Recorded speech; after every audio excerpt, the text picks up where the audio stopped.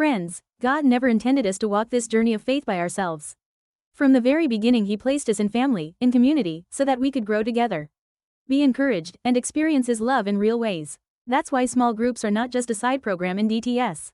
They are one of the most powerful tools God uses to change lives. I've seen how a lecture that felt confusing or overwhelming suddenly became clear when we gathered and shared our different perspectives.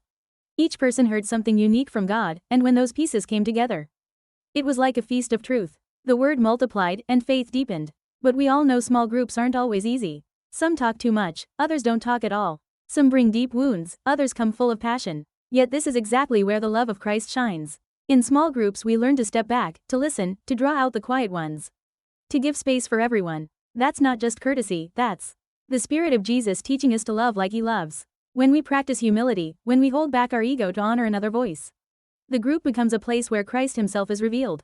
It's also a place for vulnerability. When someone dares to open up about their struggles or pain, the whole group feels permission to be real. And in that honesty, healing begins. I've watched walls crumble and burdens lift when brothers and sisters prayed with sincerity over one another. These are not just conversations. They are holy moments where heaven breaks into our midst. One word of encouragement, one prayer through tears, can set a life on a completely new path.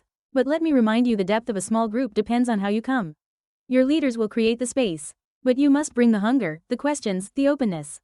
If you approach it casually, it will stay shallow. If you come with expectation, God will meet you in powerful ways. Protect the trust of the group. Keep what is shared within the circle. Respect one another's stories. That is how true family is built. And remember, this is not a classroom debate or a place to prove who is right.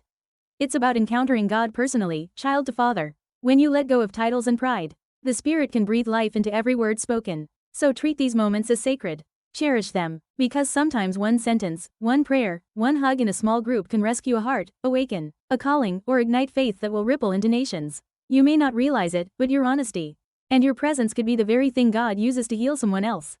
That is why small groups matter. Step into them with open hearts, protect them with love, and watch as God turns ordinary circles into places of transformation.